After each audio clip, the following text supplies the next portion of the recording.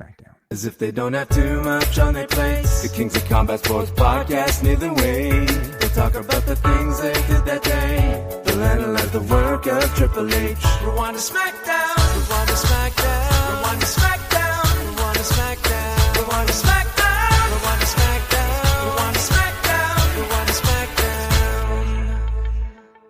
And hello and welcome everybody listening on the free podcast or also on YouTube to this week's edition of Rewind-A-SmackDown. My name, once again, is Ting, and I am joined once again by Neal Flanagan, officially now a part of the SmackDown theme song.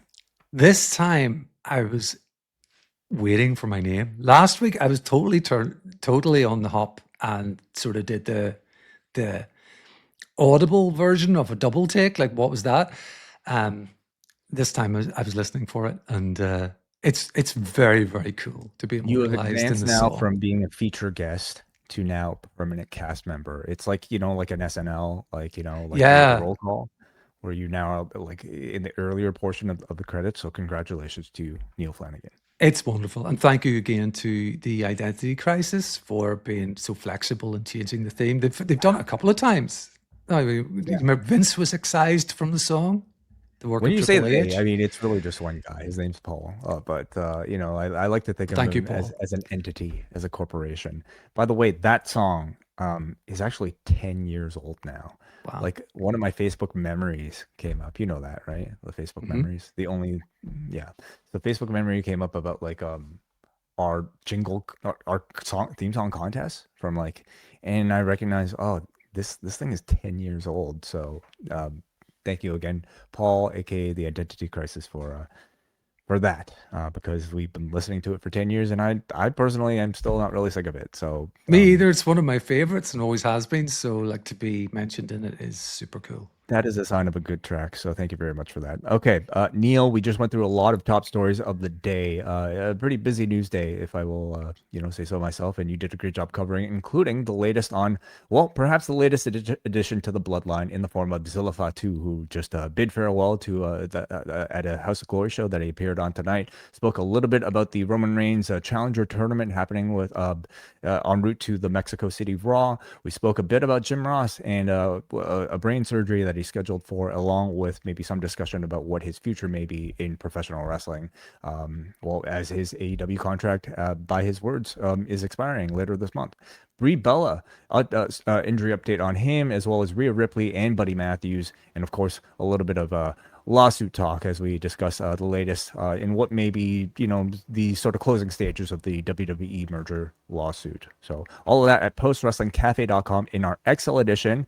I also want to point people's attention to postwrestling.com and John Pollock's latest lengthy write-up on the life and career of Dory Funk Jr. You can find this right now, and you can read it for free at postwrestling.com.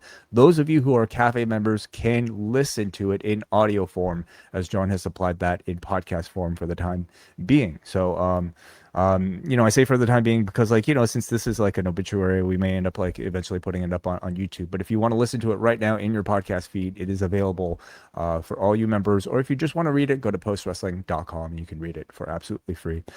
Also, postwrestlingcafe.com, we just released Rich Van and WH Park's latest edition of MCU Later, where they talk about Spider-Man Brand New Day, along with the latest edition of X-Men 97. Have you seen the movie yet, Neal? I have not, to my shame. So I'm trying to avoid spoilers as much as I can.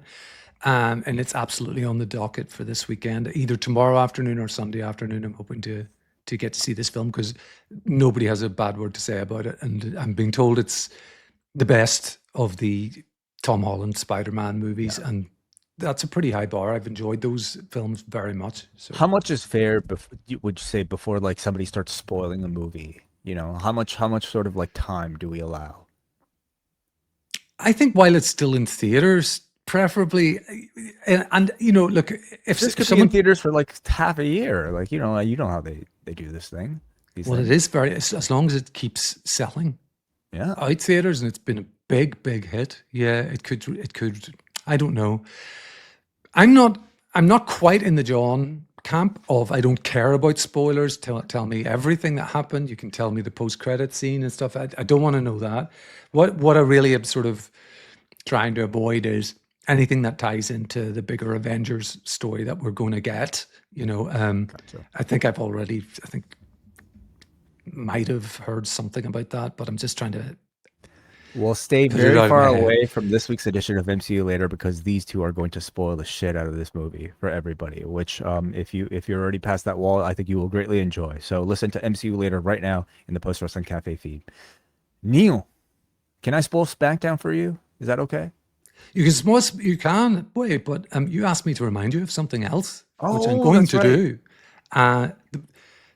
The next edition of Rewind-A is one of our wonderful patrons pick episodes where Yep. whoever's turn it was, I'm not entirely sure, decided, Chad Olson. Chad decided, I don't want to pick or whatever reason. And so you and John came up with 2 options each. And there's 4 options. And I think we're ready to declare the winner. Is that right? I think we were ready from like the first hour of this poll because it was quite the landslide. But just to remind everybody, our latest patrons pick poll, John chose 2, I chose 2, and our options were SummerSlam 1991, MLP Mayhem episodes 1 and 2, Nirvana, the band, the show, the movie, or the AI doc, or how I became an apocalyptimist. And if you had any doubt here, congratulations to the winner, the AI doc. No, I'm kidding. No, that was dead last. That was only at 8%, followed by MLP Mayhem episodes 1 and 2 at 18%. Number 2 was Nirvana, the band, the show, the movie, which I can actually say, I think we received the most support in comment form. A cult hit in the comments for sure. Yeah. People felt very passionate to say they really want to hear the Nirvana, the band, the show, the movie, but really that was only 21% of you because the overwhelming majority, 52%, wanted us to review WWF SummerSlam 1991. So that is what John and I will be reviewing on Thursday this week. It is the wedding of Randy Savage and Miss Elizabeth. It is Hogan and Warrior taking on the Triangle of Terror, feature Sergeant Slaughter, General Adnan, and Colonel Mustafa, and it is Bret Hart versus Mr. Perfect. The entire show is available on the WWE Vault, so even if you don't have Netflix, you can go and watch it. You have the weekend to do that, and then listen to me and John talk about it on Thursday. Yeah, bit of a landslide in the end. For 4 options, one of them gets more than half the votes. But as you and John said earlier in the week, there's silver medal sometimes sneak in there, when you find time, and it's a maybe. Like the last time we did the silver medal award was the Louis Theroux one, and that was very close. Like that almost won. Yeah. This one really didn't almost win, but yeah, if there's enough demand for it, we would consider it, of course. On to tonight's edition of WWE SmackDown. This one coming to us from Philadelphia, Pennsylvania. Right after SummerSlam, of course. WrestleTix had this at about 9,939 tickets out. And that is about the average for the year, but, maybe far cry from the last time they were here in February 2nd of 2026 for Raw at 13,726. So a big drop for Philadelphia here tonight. We do start things off with the Dory Funk Jr. graphic, and unless I missed it, we didn't see the video package, did we? Did you catch it? I didn't see any video package, no, just the graphic. We did see it on SmackDown, or sorry, on NXT, but no video package here, so it's whatever. I don't know if there's anything to look at too deep into it or not, but so that was the not the only mention of Dory Funk Jr. though, because you have Cody Rhodes come out who did make mention of Dory Funk Jr. here before he proceeded to go on with the story and the reason why he was here, and that was of course to call out Randy Orton, who cost him the WWE Undisputed Championship on Sunday, or was it Saturday? Saturday. So he starts Orton, of course, does not come out. So he ends up questioning CM Punk about whether or not Punk knew that Randy had interfered before Punk went for the finish. So out comes CM Punk, who tells Cody that he did not know. And he, in fact, offers Cody a chance to go back with him, deliver a bit of a 2-man power trip, and look for Randy Orton so that they can beat him up together. Cody says that Orton is his to beat up alone, and then encourages the audience to recognize Punk as the undisputed champion. He leaves the ring to Punk, but before he leaves, CM Punk does say, "Whenever you're ready, say when. So still leaving that, pretty much a bit of a dangling thread in setting up a rematch at some point down the road between these two. And out comes Kevin Owens. On the ramp, he and Cody share a bit of a moment, of course, recognizing their feud. Remember the package file driver and all that. The announcers allude to a lot of history that has taken place between Punk and Owens that they, according to Wade Barrett, says they were instructed not to mention. Okay. Yeah, no, you can't talk about those, Top RF somewhere video else. shoot interviews or Ring of Honor. Owens and Punk have like a pretty intense stare down, doing a lot of off mic talking, so it's real. It's 'Cause not real. being Yeah. picked up. Shooting. We can't really hear it, unfortunately, but they were talking about something, seemingly very intense. All this, and the refs get nervous, so they come out and they start to try to settle things. Owens and Punk then engage in like a proper, I would say, exchange here, where on the mic they say that, Owens talks about how hard his 17 months off have been, but he has now made it through. Owens says everybody told him to give Punk a second chance on this run, but he has never bought it. And he was proven right when Punk just now offered Cody a title rematch, already showing that he's overlooking Kevin Owens. He calls Punk an arrogant sociopath who thinks he's always right. Punk says, well, I have the title, so I am the best, and I am able to back it up when I say I am the best in the world. He says Owens has directly benefited from this arrogance that I have. I broke down doors for guys like you. He says that people used to call him skinny fat. And then he asks if Owens thinks that they were waiting on him, as he sort of like, points to Owens' body. Owens says it's been 10 years since he's been champion, and now he doesn't just get to fulfill that. He gets to humble Punk's ass while doing it as well. Punk says Owens would be a weekend warrior if not for him working the indies. And he says Punk would be calling him for WWE tickets for him and his kid, if not for the path that he's paved. Punk doesn't think that he's the best in the world. He knows he's the best in the world. Owen says it's true that he should thank Punk for the trail that he blazed, but he also thanks Punk for showing him what not to do and how not to treat people. He says he must be so lonely on the pedestal that he's put himself on. Seeing what he's become has made him determined not to be a miserable piece of shit like him. And a big pull apart ensues. Owens with a little shove. This was a money segment. I don't know if I did it justice in a bit of a recap here, but I thought this was fantastic. This was brilliant. Yeah. From the moment they were jaw-jacking sort of off mic, you could feel the energy, and the promo exchange was tremendous. I actually came away from this really behind, in my fan sort of mindset, really behind Kevin. Like, to me, Punk did come off as arrogant, did come off rather heelish here. He's making fun of Kevin's body type. Like, he said, look at you, Well, he was making fun of himself first. He said, like, they called me skinny fat, and if they thought I was skinny fat, what would they think of you, is kind of what he said. But yes, it was like certainly verging on, I can't believe he went there, or like, that's a really fucking shitty thing to say, without being completely overboard, Yeah. But also just the kind of, I am the best in the world, and this title, that's not, that in itself is not heelish, but he kept sort of going on about it in a way. And then Kevin, I think, just really alluding to the sort of shootish type stuff about, what people say about Punk, that he's been difficult to work with and all of that kind of stuff, alluding to all of that. Of course, this is prearranged between them, but it comes off super realistic. And I knew that it would. Coming out of SummerSlam, this was the program I think I was looking forward to the most, because I knew that the promo segments would be great. And this was a really, really excellent start to this.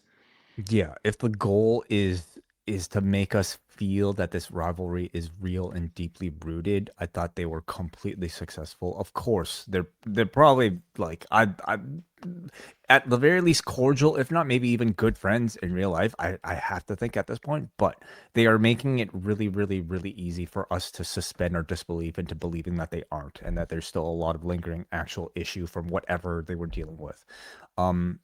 I think because both guys are of, I think, a very similar sort of like mold, in that both are among the most authentic speakers I think you can find from certainly this era.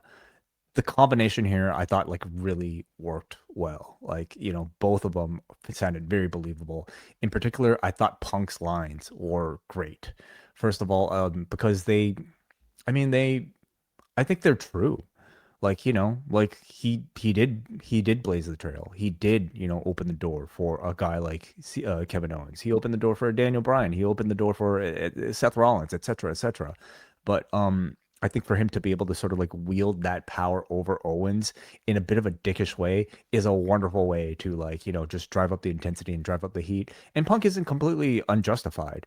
Like he's being met with disrespect from Kevin Owens here. And I think Punk kind of like should have every right to defend himself and maybe even go a little bit overboard just to kind of like show, hey, like he's no pushover. In fact, like you should be thanking me, So the line about thanking me or otherwise you'd be a weekend warrior asking tickets from me for your kid is another one of those like boundary stepping lines, mentioning somebody's child that you just shouldn't do. But I thought again, Punk like did wonderfully here to drive up the intensities to make you like want to see a retort from Kevin Owens. And I thought like it just did a great job of making me that much more interested in the feud in the program. So just great. Even off the bat, like they have a big strong program already. Yeah. I have to say, I was excited for this. I was excited for SummerSlam or for SmackDown this week after SummerSlam because my goodness, the men's main event scene on this show is absolutely stacked at the minute. So it's been quite the turnaround. And so we can maybe already jump ahead because Kevin Owens has asked Nick Aldis to have this particular match at SmackDown in Toronto in a few weeks' time, 21st, I believe. Mm-hmm. That's right. So it's not happening on a PLE. It is taking place on a SmackDown, and I'm somebody who like at this point I'm very comfortable watching these shows at home. But I mean, this is certainly making me consider actually stepping out. I think it's a huge match, especially for this market. What are your expectations for? I mean, my SmackDown immediate thought was, wow, they're doing the undisputed WWE title match on an episode of SmackDown. Okay, it's in Kevin's home country, but it sort of leads me. My initial thought was this leads me to think there's going to be a screwy finish of some sort, and the program then continues so that there's a defense on a PLE. But I mean, they've done title changes on TV before. It could absolutely happen. So we'll see, I guess. But I mean, it does seem like a fairly fast turnaround. It's only a few weeks. Yeah, well, I mean, the schedule is such that we don't have an actual PLE until Money in the Bank in August. I mean, there's a Saturday night's main event, I believe, at some point in September. And of course, they could build this up into a rematch then. But I wouldn't expect the title change. I might not even expect an actual clean finish. But Yeah. I would expect maybe. I have to expect that at the very least an entertaining like portion of a match, and maybe enough to justify a rematch in the future. Still, I like those are just like I think your expectations, what your expectations should be for television. And if they deliver that, I think that would be satisfying. But I'm also, I guess you can't completely rule out a title change. I don't really expect it just yet. I don't either, but I also don't see this program. I mean, it's only 2 weeks away. I don't see this program being over in 2 weeks' time. So I hope it's not, given tonight any evidence from tonight. We see Charlotte in the back. She's being interviewed, and Charlotte says while she admired Jade's strength at the beginning of her run here in the WWE, she is now not fighting for to against her for the top spot. She is instead fighting for Alexa Bliss, the person who brought Charlotte back. So, did you enjoy the promo from Charlotte? What did you I thought it was better than the average Charlotte promo. There was a little bit of meat to it. Some of this is obviously not true. That she held Alexa's baby and told her mommy's going to be okay and stuff. Well, we know that Alexa's just fine, but. It was fierier than we usually get, so I enjoyed that part of it, 2 alphas, 1 ring. Yeah, I have to say, like on this episode, I thought like like Charlotte felt really on. She, Yeah. I'm sure like carried on by the fact that she in story is fighting for revenge, for her best friend. But I also felt like she seemed really inspired here, both in the promo and also in the match that we'll be discussing in our main event tonight.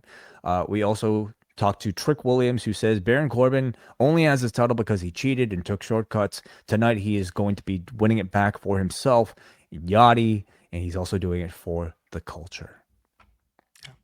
So we go up next to Baron Corbin versus Trick Williams, a United States Championship rematch. Baron Corbin now that he's champion, I guess he gets to make some demands for his entrance, because now he gets a cool motorcycle with dry ice to come out to. He doesn't do the full Taker sort of trip around the ring, just like, I don't know, what would you say, like a few meters?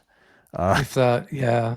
And he's still got the furry belt, which is just ridiculous yeah. looking on this character. Well, This sort of listen, return to the lone wolf on his motorbike and looking, with hard ass, shaved head. he's And he's gonna got keep the fluffy belt. Yeah, they're trying really hard to try to like make you think he's cooler than what he used to be. And I mean, motorcycles look cool, sure. They just look so cliche, though. Honestly, Yeah. like it Oh, works. for certain this was guys. an eye roller for me. I'm kind of in your camp way where I just don't know what they're doing with this guy. I think he I needs still, sunglasses. It's a complete. He needs maybe a bandana. To really complete the look. yeah. Don't Like, you I mean, think? yeah, the bandana. I think I could see that. And he needs like "Born to Be Wild," as his theme song, or "Bad to the Bone," like maybe one of Oh, those. you have to be Nick Aldis to get licensed music, Oh, of it feels course, like. right? Yeah. But yeah, like I just don't. Well, we'll get to the match, but I'm just not sure why they're building this guy up. They're trying to make us. They're trying to convince us into thinking he's a bit more special than Yeah, I think. this time, forget Constable Corbin, forget Happy Corbin, forget Broke Ass Corbin, Uh-huh. forget all those other versions of Corbin. This time, yeah. So here like he's cool ass Corbin now with his motorcycle, and he's defending the championship, the furry belt, against Trick Williams. Corbin tries to use the title again, but the ref takes it away. Trick ends up hitting the bookend for a 2 count. The crowd is really with Trick here, as Trick avoids the end of days, goes for the trick shot, but Corbin grabs the ropes. Crowd again really responding here to this near fall. Corbin then goes under the ring, where he is able to retrieve the title, and he successfully decks Trick with the title again, leading to another victory from cool ass Corbin. Badass Corbin. Yeah. I will say that I thought this was a pretty good match, and actually better than the one they had on SummerSlam. That's the positive. The negative for me is that Corbin is just a deeply unconvincing champion, and I'm not really here for it, if you know what I mean. I mean, I feel like the end of this feud is Trick gets his title back. Yeah. Then what you do with this guy, I think he slots into the same. I think you said something similar. He slots into the same sort of position as a Matt Cardona. I don't think he's a real player. Right. I don't know. It's something to keep the TV scene, this title alive on the TV scene for a little while, I think. But I don't want to see too many more of these matches where Corbin just wins by cheating in the same way. So whether or not Trick wins it back, I mean, to me, it will only be challenged by the fact that whether or not he is now advancing beyond the U.S. title level. Like, I certainly see him as a front runner for Money in the Bank if you're to pick your prospects and your next in line. And if he is to be selected for Money in the Bank, then maybe he shouldn't win the U.S. title back. But I would still feel like there are a million better candidates for him to transition to than Baron Corbin, right, to lead this division. And so I continue to question it. I think they're still having to work overtime to rid him of his broke ass Corbin, whatever, GM Corbin, King Corbin, dog food eating Corbin image. And I think you could just do a whole lot better without all that baggage with somebody else. But I will say, in this match, at least immediately, you can see how much more likable Trick is when he's fighting by himself. Yeah. When he's fighting with a goal to obtain something rather than defending something, with Yachty behind him, basically cheating on his behalf. So it was pretty pretty like I don't know, like unbelievable that he would complain about somebody else cheating when I feel like Trick has done plenty of that himself. Mhm. So still wouldn't pick Corbin for it, but I don't think you could deny that like being on the chasing end and also being without Yachty has already been a benefit for Trick's babyface appeal. Yeah, I take that point for sure because he's sort of transitioning from the likable heel, which everybody loved his theme, everybody sort of was cheering for his aura and stuff, but he was heelish. And this feels like he's turning more babyface. The character pretty much stays the same, but you know, he plays fair. Yeah, at this point, like even if so, Yachty's out injured because of the table spot. I imagine he will come back and blame Trick for it and turn on Trick because I can't just see the association continuing with him as manager next to Trick anymore. It just to me It has feels not worked. played out to me, yeah. And you know, I wasn't even that familiar with Yachty to begin with, you know, but I think he has been fairly effective as a character. But I feel like the road also is running out for that. He feels like a natural, like Yachty to me has natural heel energy, and Definitely. whether or not you still see him attached to somebody else next to Trick, it makes me, I wonder. But I mean, I think Trick is plenty, like he's stronger on his own. We go to the back with Zayn and Aldis, and Zayn comes in and admitting he cried a little when he saw Nick celebrating with his kid at SummerSlam. And then he proceeds, of course, to freak out on Nick Aldis for what Nick did to him. He talks about, adding Gunther into the match. And then he says he can't help but feel like he was personally targeted when Nick chose to add Kevin Owens into the mix. And of course, in comes Kevin Owens, who overhears this. And Owens, like kind of feels bad and says, like, you don't sound very sincere right now, Sammy.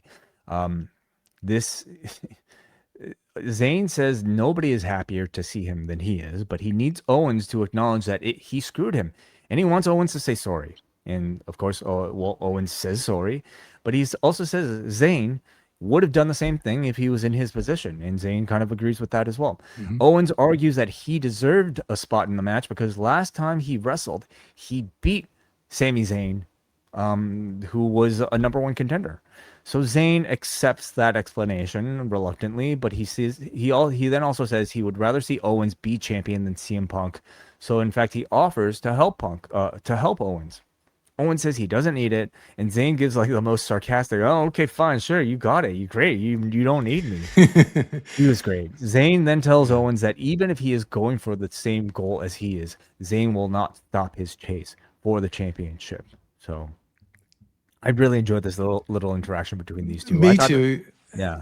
Yeah, sorry, go ahead. Wait. No, I thought I'd be like so done with like anything Owens and Zayn, Mhm. but like I think Zayn just this version of Zayn to me just kind of feels like so magnetic in these performances, and we haven't really seen these interactions from this version of Sami Zayn before, and therefore everything, even like especially with people from his past, just kind of feels fresh and exciting to watch, and I think he continues to really steal the show, you know. I think these two together are always good, and sometimes I think you know when they separate them, one goes on to Raw, one goes on to SmackDown. That's fine, and when they're put together again, I'm like, oh, here we go. It's they always go back to them together, but it's always good when they do. The two of them have a natural chemistry, and there's as far as you're gonna get in wrestling promos and backstage segments. There's some nuance here. It's not just sort of heel versus baby face here. They're kind of on the same page. There's still the history, the closeness, the sort of brotherhood between the two of them is there, and so they meet each other halfway in a sense. In these disagreements, Kevin acknowledges that the way he came back did screw Sammy over, and he was sorry if about that, but you do the same. Sammy sort of accepts he would do the same. They go over their history a little bit, and it all felt authentic. It all felt kind of real. Yeah, So yeah, there's an allowance from Zayn to like forgive Kevin Owens relatively easily because he is certainly sure to like continue to put his focus of hatred towards CM Punk. He wants yeah. to continue to remind us, I'd rather see you be the champion than that asshole CM Punk. So they are still keeping that very much alive, as we'll see later on the show. We go to Baron Corbin in the back, who's interviewed, and he's upset that people thought he was an underdog in all of this. He says nobody can take the title from him, but in comes Carmelo Hayes, who attacks him. And Melo says next week in his hometown of Boston, he will get a U.S. title match. So Corbin versus Melo next week. Yeah, could be a good match, in fairness. Yeah, we'll see. Chelsea Green is out next to celebrate her interim championship win, and maybe somewhat notable, like her t-shirt, her new t-shirt, it reads interim champion, but with the interim crossed out and permanent written in its place. Again, I think they would officially recognize that on the commentary if that was actually the case. But I mean, as a t-shirt, yeah, sure, fine. Would you wear it? Oh God, yeah, of course it would. It's the type of shirt that I feel like you can only wear on this night. If you're at the live event. I'm wearing it in London with John beside me. Okay. I'm going to get him one as well. We'll both be walking. Maybe it would be maybe it would be a hit. At anywhere else, I'm not sure. But so Chelsea comes out. She gets a really big reaction here. She thanks the people, she thanks herself, and she thanks her best friend, Tiffany Stratton. So Stratton comes out. Chelsea apologizes for shoving her off the ladder in the match, but knows that their friendship is stronger than that. As Stratton is about to say something, they are interrupted by Fatal Influence, who come out. JC says that she would have been in that ladder match if not for Tiffy, and instead she wants Tiffany Stratton's U.S. championship. Stratton offers to give a U.S. title match to JC next week if the two of them, Chelsea and Stratton, get a title match against a tag title match against Fatal Influence right now. So they make the match: Tiffany Stratton and Chelsea Green versus Fatal Influence here. So we'll start things off. Stratton and Chelsea are showing good teamwork early on, delivering stereotopes. But I will say, coming back, it's Stratton still doing the majority of the work.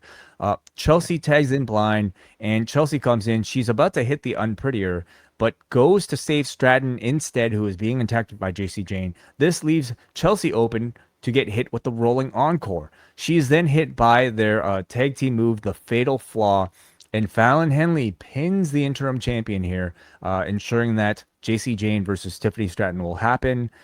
I mean, typically when a champion gets pinned, you would expect that to mean one person getting a championship. In this case, they don't really play up the fact that Fallon Henley pinned Chelsea Green at all.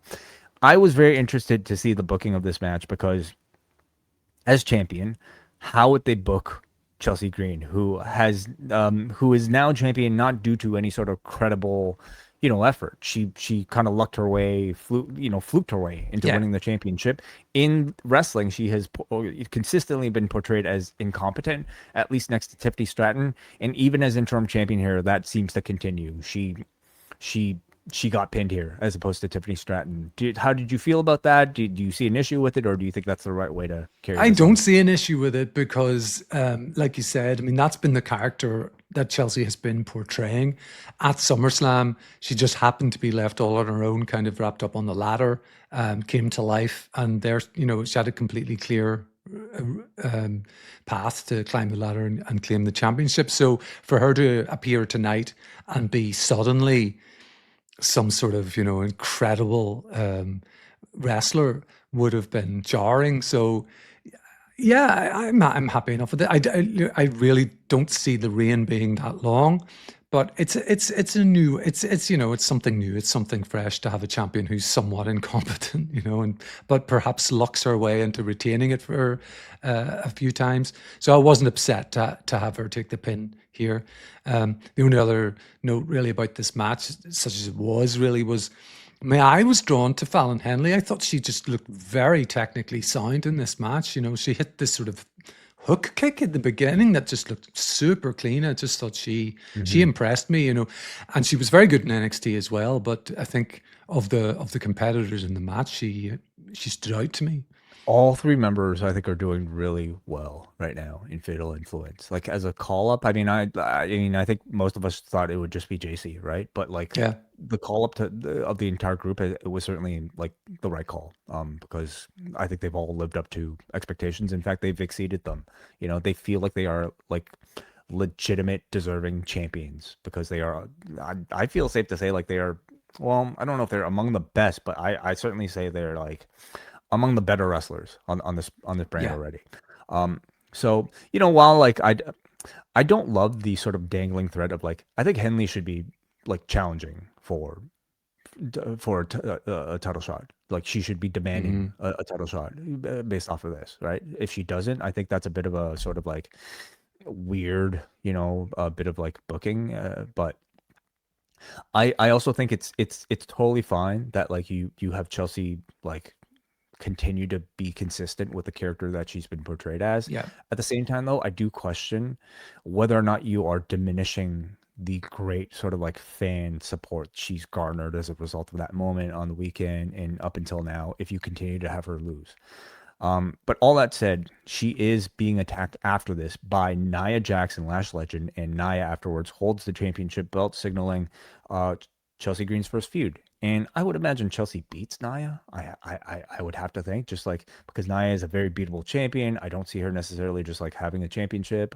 Um, and I think it's a strong first credible win to build that for Chelsea Green. Hmm. So we'll see how they go about that, whether or not like it's a credible win or more than likely she just kind of flukes her way to beating Nia. Yeah, that's what I see happening. Some sort of creatively fluky win for Chelsea, and that's in keeping with the character. So why not? Yeah, I guess I just for an interim champion, fine. But like I see people demanding that they make this permanent. And again, if Rhea can't come back and this is how Chelsea Green gets to become champion, it's fine. I mean, I, how about trying the other direction and actually trying to give her some credibility by having her like look strong? Is that not worth trying? Well, they could. I mean, they could build her up over a few weeks, and but would you buy that? I'm not really No, sure. I wouldn't. Not in the wrestling style. So yeah, And in would the she be back. capable of it? I think is the bigger question. Yeah, I don't know. I'm not sure. So we go to the back where Damian Priest is with Kathy or one of the interviewers. He says he's not afraid of the MFTs now that they have Haku. In walks the War Raiders, who are upset about the interference last week. They Truth says that they're not afraid of the Legion of Doom, Road Warriors, or Hawk and Animal. Um, and Priest has to remind them that they're all the same people. Truth informs them that they are going to defend their titles against the War Raiders and the MFTs together on SmackDown next week. So Priest is mad that Truth didn't ask for the AAA tag titles on the line, but such as being in a tag team with our Truth. So there's Yeah, that.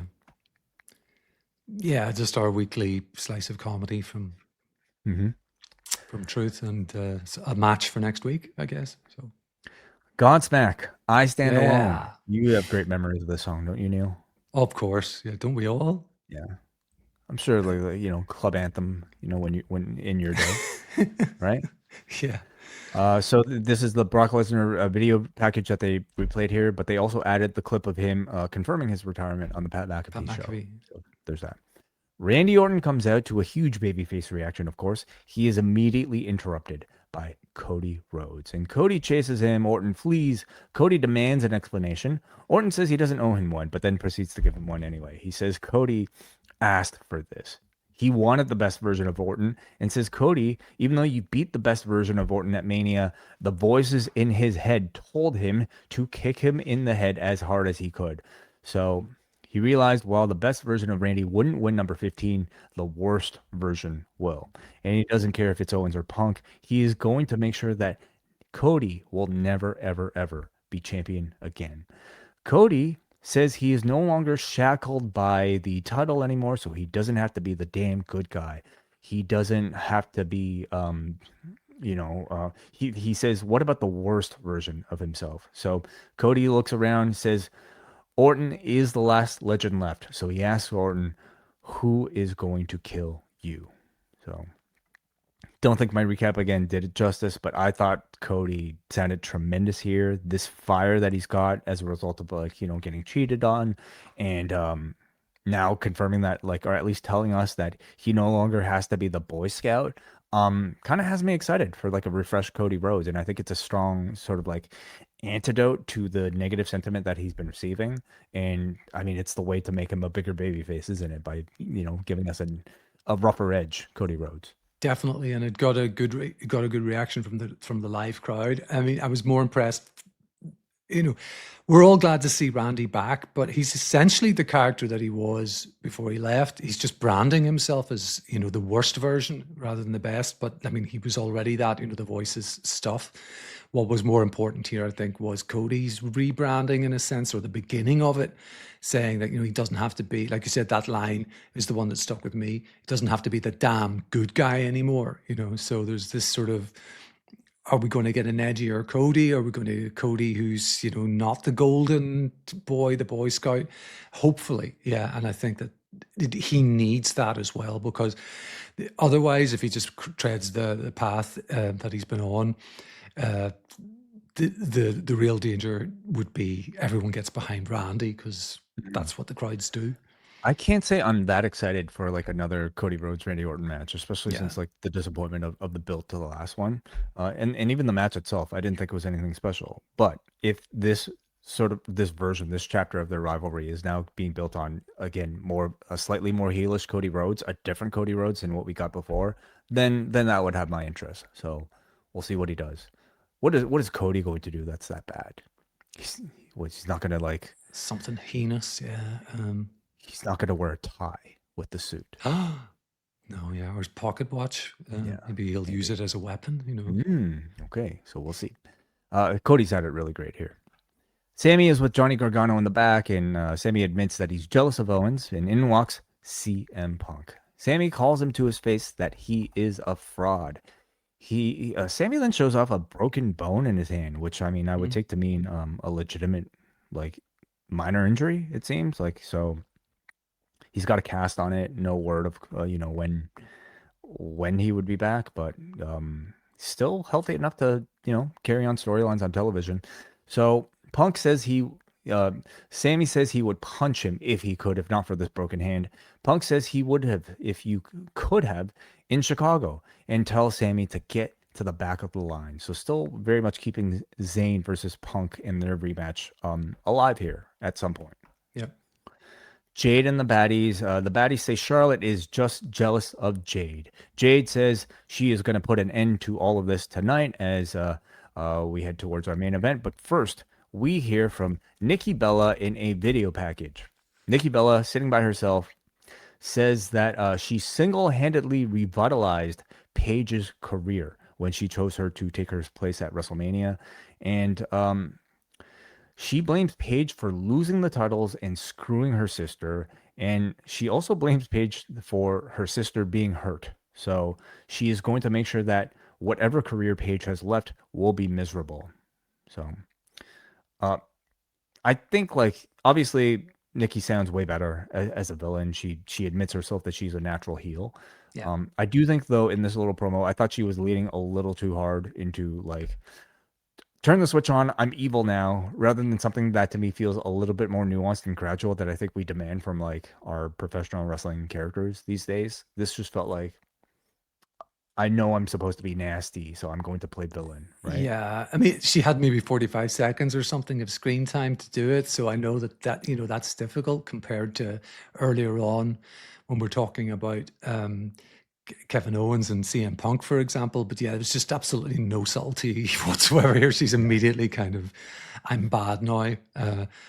Paige failed us, and that was the final straw. So, you're going to feel the pain. Yeah, I continue to just think like in their podcasts, like they sound like very engaging when they're just like talking like themselves. Like they sound real. But whenever these professional wrestling cameras are on, they are, I think, among some of the poor actors that there currently are on the roster. And I just wish they can make that connection and somehow be a little bit more like themselves, but slightly in character, And neither of them have been able to do that just yet. The bigger takeaway, larger sort of scale takeaway here was it doesn't look like. And we get later on, of course, a new entrant into the women's scene. It is going to be a singles program between Nikki and Paige. It's not going to be some sort of rehashed kind of let's try and find tag partners for both of them. So. At least not yet, right? So So, that could still change. But for now, she is targeting Paige, and they're progressing, continuing. Next week, we got Stratton and Jane for the U.S. Championship, the tag titles with the MFT versus Truth and Priest versus the War Raiders, and the U.S. title match between Carmelo Hayes and Baron Corbin. So 3 title matches taking place next week. Then we hear from a returning, or at least in video package form, Shinsuke Nakamura, who says, there's a lot of talk about the Tongans and MFTs. You need to remember who I am. I am the king of strong style, the artist known as Shinsuke Nakamura. He says, I am back, and this time I will not be alone. And then he ends by saying, here's your warning. You are running out of time, which heavily reads to me as a Hiromu Takahashi tease, and I'm sure that was the intent. So, if it is in fact Hiromu, Neal, they seem to be putting him right onto the main roster. And do you feel confident about that or that move, or would you have suggested a run in NXT? No, I just think at his age, what's really the point in an NXT run at this stage? It makes all the sense in the world to pair him up with Shinsuke. They can allude as in the way that they do, at least, we know each other from Japan, without kind of naming promotions and titles and things like that. So yeah, I just think you guys have been talking about, Hiromu being in the wind, that he's going to land at some point. So yeah, I don't see any value in an NXT run here, even if it is for sort of production purposes, kind of, by the way, here's where the hard cam is and all of that kind of nonsense that they sometimes use an excuse for. Shinsuke can, take him under his wing in that sense too. I think, in a real sense, outside of TV programming and they know each other well. It's good pairing. I think it has the makings of something interesting. Yeah, I'm certainly curious about like how they decide whether or not somebody needs an NXT run versus like a Royce Keys or like a Danhausen that they just like feel confident enough to immediately put up there. In the case of Hiromu, I could see arguments for both. I could see the argument that, hey, like I certainly don't know what the standard of his English promo is, and like therefore is NXT simply like like a right path for him to be able to work on that the way that like they've attempted to do with all the other Japanese wrestlers in the past, right? The argument for is that, well, number one, you kind of have Evil in like the Japanese role right now, and I guess like I don't know, like you can only have one Japanese person at a time, I suppose. Number two, charismatically, like it doesn't matter how good his English promo is, he should be able to connect based off of that alone. You're talking about like,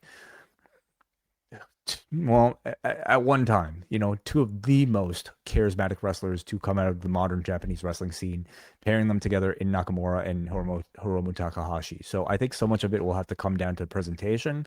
I don't know if Hiromu is like exactly a big enough name that would like immediately garner like a massive reaction upon entrance. But I mean, we could be surprised. I think we're all surprised a little bit by AJ Styles, of course.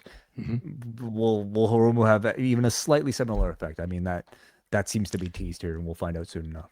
I don't think he'll reach the AJ level at all, because he didn't have the TNA kind of DNA of any of that. Right. But if it's a smart crowd, that he comes out to, and if it's Boston next week, for example, I think people will know who he is. You mightn't quite get the holy shit, giant holy shit chant, but I think there'll be some reaction. Yeah. Who owns the rights to Daryl? That's what I want to know. Will he make the leap as well, or so the toy Daryl is actually like, I mean, it's an actual like branded thing before I think Hiromu had it, and therefore I don't think it's like it's not an original creation. Okay, well then he won't, because WWE can't sell it. Exactly. So, yeah, they'd create their own, in due time. I just like I'm very curious to just know about.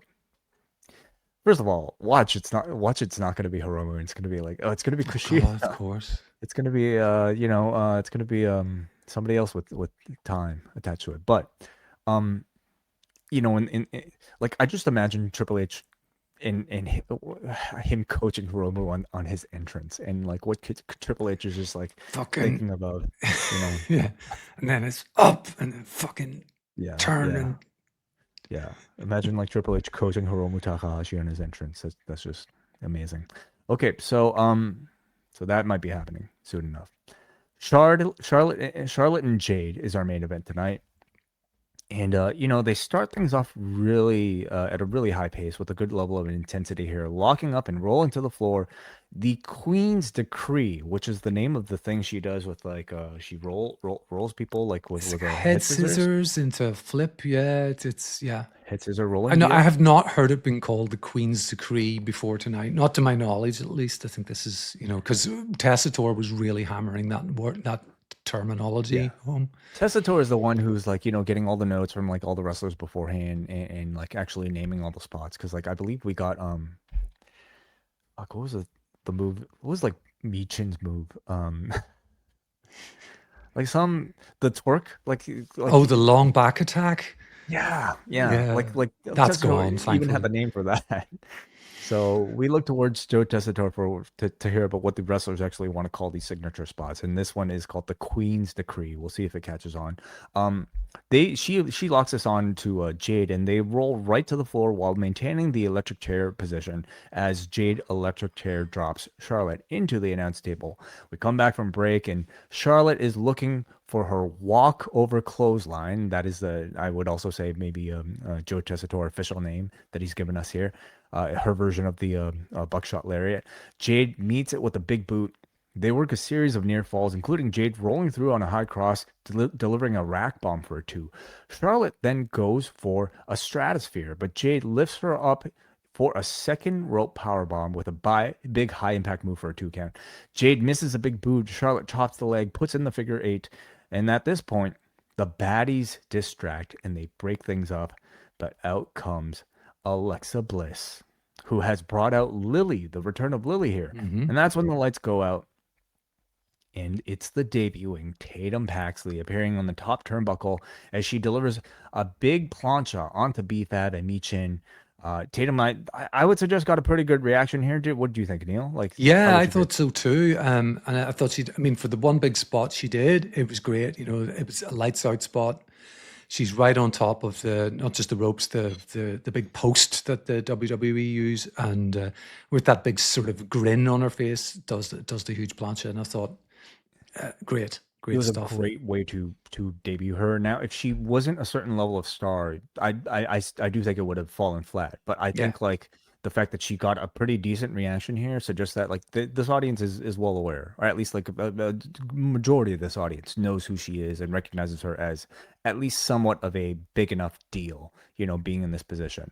So in ring, we continue with the match as Jade goes for a power bomb, but Charlotte slips out. Unfortunately, they lose their footing here, and Mm. I don't exactly know who's to blame for it, but they go right back to the spot as Charlotte delivers the Sister Abigail DDT, and I've never seen Charlotte attempt this before, and it was quite the sight. Charlotte goes up top to deliver her finish now for this match, which is a natural selection from the top rope, essentially like an inverted blockbuster. Can't say it looked great. Didn't really seem to like catch Jade's head. They were kind of like doing it blind. Yeah. But you know what? So Charlotte ends up winning the match. And your thoughts overall on the match? The match itself wasn't the best. There was some botchery in here. I feel I would tend to, just given Charlotte's experience, put a little more blame onto Jade than Charlotte for some of the missed spots. And there's, you got Wade trying to cover for a few things. Well, that was a rather unique slam. I think he said. I mean, when Wade Barrett is saying things like that, it was not a clean move. But like you said, it started well, and really the whole business here was to build up to Alexa's music hitting, an earlier than expected return for Alexa Bliss, slight change in character with Lily, and of course, the idea here of the debut of Tatum and having now, Jade and her baddies being matched by a threesome on the other side, and I think that from that point of view, it all worked pretty well. So I'm not too bothered about the fact that the match wasn't a masterclass. I think that what they set out to achieve, they achieved. Agreed with you. Like overall, I was actually very entertained by the match because I felt like they crammed enough like creativity here that we hadn't seen. As I said earlier, it really felt like this was like a very inspired Charlotte performance, and that I think she was certainly like wanting to introduce a very different type of pace and intensity to the match, and I thought they were successful in doing that. They were also trying a lot of like unique spots that I really hadn't seen from them before, and that includes, this Queen's Decree from inside the ring to the outside of the ring into that electric chair drop onto the announce table, like a stratosphere into a power bomb, and at the very least, an attempt at a natural selection from the second rope. Again, not Yeah. all of it the cleanest, but I give him a lot of credit for trying, especially with somebody who I would still say is maybe on like the less sort of like um accurate side. Okay, to be Yeah. kind, in Jade Cargill. So clearly they had enough confidence, and I thought like probably like Jade should be commended for at least trying a lot of things that she Yeah, and that some of it risking was failure. some of it was successful. Like you said, where the spot where Charlotte sort of inverted and has her legs around Cargill, who's up on the in the corner. That Stratosphere, yeah. yeah, the avalanche bomb or whatever. I mean Mm. that came off very well. So there was some success here too, of course. Yeah, Yeah, but overall, I found the pace to be entertaining, and I was like kind of excited to see what they would do. And you had the big sort of moment of the match with the big reveal of Tatum Paxley, which was the most important thing, as you mentioned, yeah. Neil. And I thought that was very successful, by the end here. So, they have a new friend. Do you like it? They have a new friend. I do like it. I wonder, Wade, what do you think? Was this a pivot to bring to or a plan all along? Because Pivot why? the pivot I Oh, could because of Paige? think of is because of Bree's injury and Paige. Hmm. Yeah, Paige and Tatum, you could, and it had been kind of at least sort of been rumored Right. could have made a team that you would sort of naturally maybe put together against both the Bellas, and the fact that that can't happen now, maybe this is, but it really works, So I could Yeah. easily believe either way that this was the plan for bringing Alexa back as well. So Yeah, I hadn't even considered it because I felt like, I mean, it worked relatively well tonight, rather than, I guess, like pairing her with the other dark-haired gothy girl, they are pairing mhm, her with like the gothy version of Alexa Bliss, who's coming back with this sort of like at least slightly renewed identity. Like mhm. I don't think like she's not going back to, being like Bray Wyatt, Alexa Bliss, right? No, But this was enough to at least justify some sort of like conjuring of Tatum Paxley.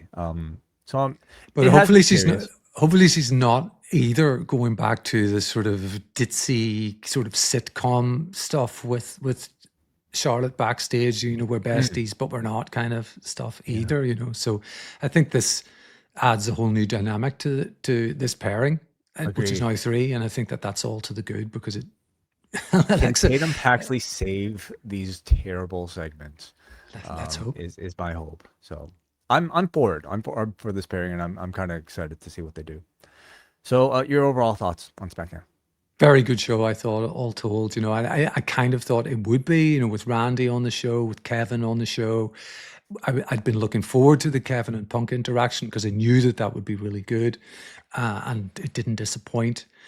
Um, the new direction that being hinted at for Cody, I think we've just had this really dramatic switch up in the men's main event scene in SmackDown post SummerSlam to the point that I'm wondering if one or two of them shouldn't really make a change to Raw, where the Yeah. main event scene looks a little bit thin.